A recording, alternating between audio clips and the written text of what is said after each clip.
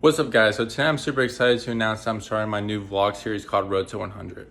So in this series, I'm gonna take you through my weekly schedule for mobility, throwing, and lifting. So previously I've been up to 99 miles an hour.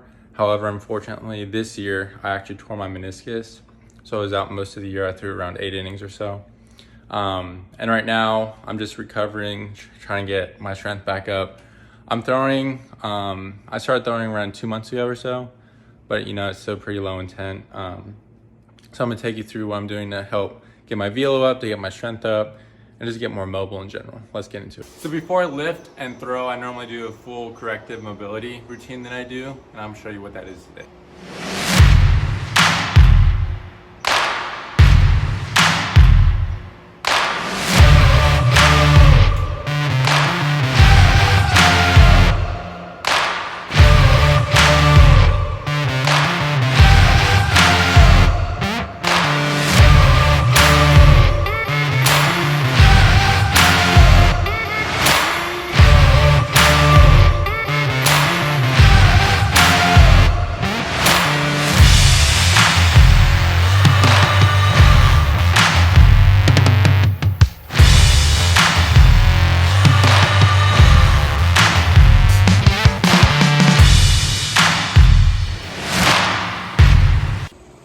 So for all you younger guys out there, the reason why I'm rolling out my shoulder and rear delt is because those are the big decelerators for your arm that save your UCL.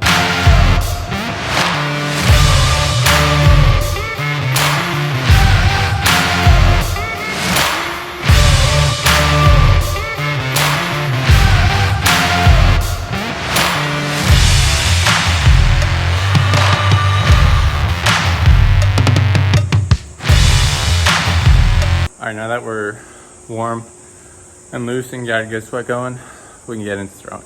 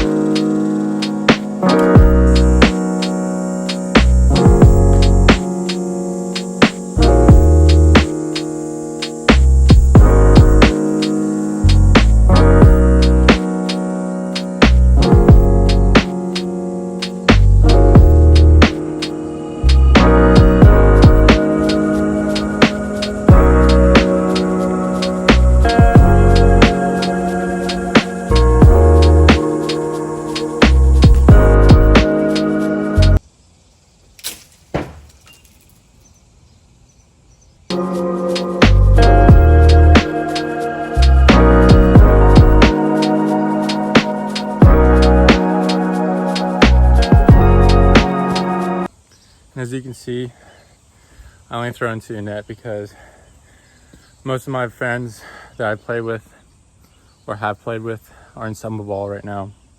And unfortunately, I'm not ready yet to play because of my meniscus. However, I think it's important to throw almost every day. And I honestly think that throwing into a net, you do learn a lot. And you don't need someone to play catch with every day. So you can throw whenever you want. And as you can see, I have it set up where this is like a high fastball. This is like top of the zone.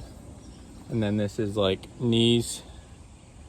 And then the lower white one is like a low strike at the bottom of the knees.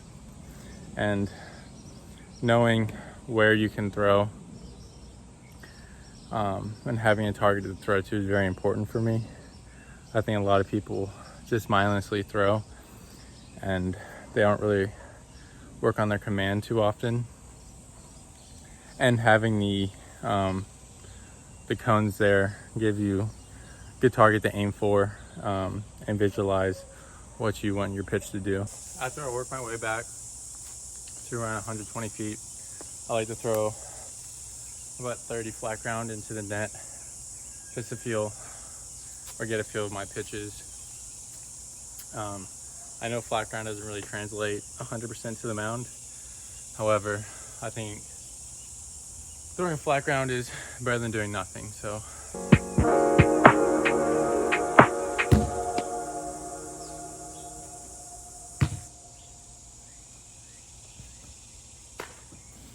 now on to change-ups. Change-ups are something that when I was younger, I used to throw a lot. I honestly had really good control of it, and it was a pretty good pitch. But as I got into college, I didn't really throw it as often, as I was mostly fastball slider. But recently I wanted to start working on my changeup a little bit.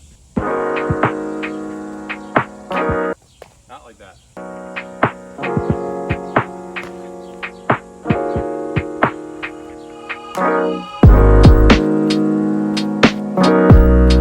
Something else important that I learned is some days you're just not gonna have the pitch. And in those cases, you don't want to go changing your grip unless you really don't have a feel of it. But you just got to keep playing and just keep throwing with it, and eventually you'll get there. That's something that I struggled in the past with. I would have the feel for it, and then the next day I wouldn't. And I'll go changing the grip, and then or looking at something, bro. But anyways, just keep playing with your grip, keep throwing it. Eventually you'll get a good feel for it. Onto curveball.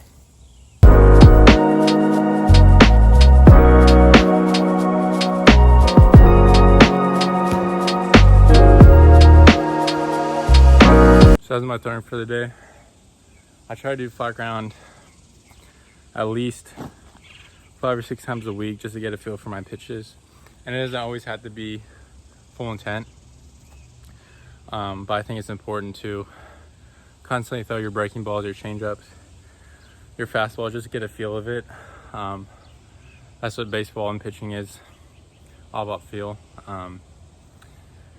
Onto my workout. So for my lift today, I'm doing upper body, and I mostly do single arm dumbbell bench. After that, I'm gonna do some rows. I'm also gonna do my post throw routine that I'll show you here shortly.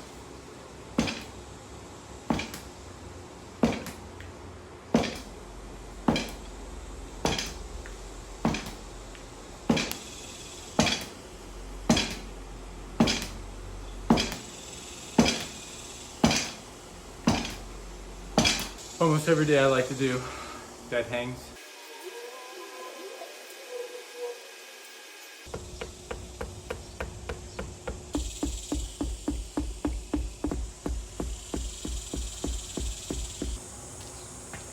Oh, a little too heavy.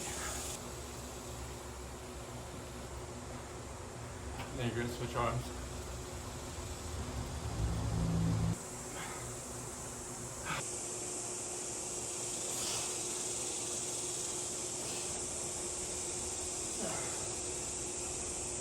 For most exercises, I do 3 sets of 5 to 6 reps. For most compound movements like bench, squat, deadlift, I really don't go above 5 or 6 reps because pitching isn't really a long endurance exercise. It's very explosive, and I believe that building strength over muscle size is more beneficial, especially in throwing, even in hitting, than hypertrophy and building more muscle. So that's why you'll see me do lower reps but higher weight. After I do heavier lifts like bench, I like to do quicker, fast twitch exercises just to build the quick twitch fibers.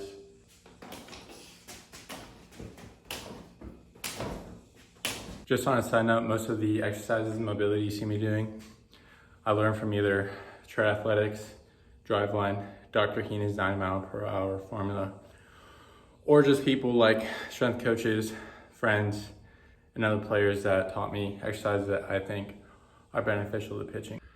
Also, for people asking, here's a physique update. A lot of people today that I'm too big for baseball, but I don't think so. I think, I will be honest, when I first started lifting, I did a bodybuilder split. I just did push-pull legs. And that helped me get the majority of my muscle. I did that probably for 3 years, almost every day consistently. And there's a return on investment. I mean, I got pretty much as big as I could, put on as much muscle as I could, but I saw that my mobility and flexibility kind of went down. And I did gain a lot of velocity just doing the bodybuilding split and things like that.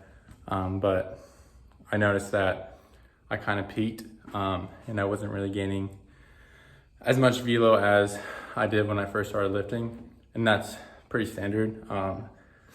So after I got a strong foundation in my strength and muscle, I then started focusing on flexibility, mobility, and explosiveness with like quick twitch fibers and things like that.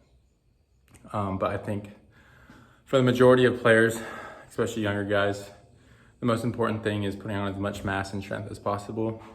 Right now I'm 6'2", around 215. I lost probably 10 or 15 pounds after surgery because I wasn't able to, lift as heavy. I wasn't able to lift for like 2 months.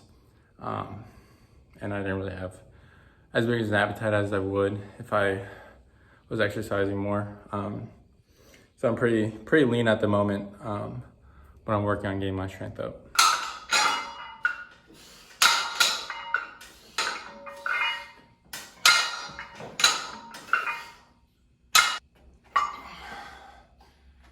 For those wondering why I'm doing bicep work, is because your bicep and forearms are two of the most important muscles that keep your UCL healthy as you throw. Your UCL is a ligament, so you can't necessarily strengthen it on your own. So the only way to protect it is to increase the strength of the supporting muscles like your forearms, your bicep, triceps, and shoulders. And to be honest, I didn't really train biceps a lot when I first started lifting. I mean, I did, but I didn't put a big emphasis on it. And then honestly, 2 years ago when I got my biggest velo jumps, I was training biceps pretty routinely, especially your brachialis, which is the muscle here, which is a big contributor to decelerating your arm. I also started training forearms a good amount as well. And your forearms are the most important muscle to protect your UCL, as your UCL overlaps most of those forearm muscles.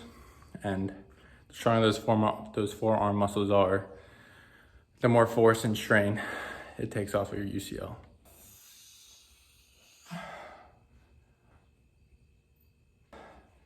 The best brachialis exercises that I found were hammer curls, in which you just bring it up, you don't supinate, along with Zotterman curls. Bring it up and then you slowly go down as slow as you can to activate your brachialis. But it's also important to do regular curls, because when you supinate on your breaking bowls,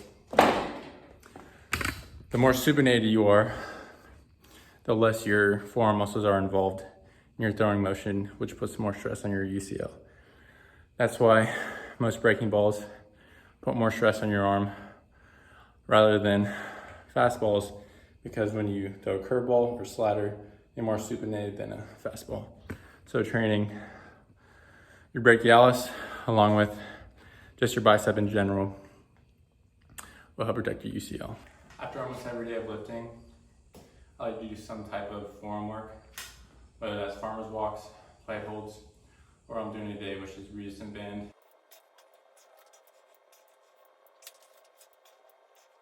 The last thing I like to do after I lift is do a breathing routine, in which you just take deep breaths for around 3 to 5 minutes. Because when you lift, your body's in a fight or flight mode and you're at high cortisol levels, which is really bad for recovery.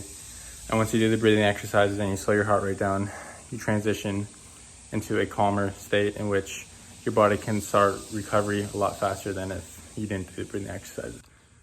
So that was typical lift, mobility, and throwing that I do almost every day. If you have any questions or want to see something else like what I do for nutrition or I do for sleep or anything else, just let me know in the comments.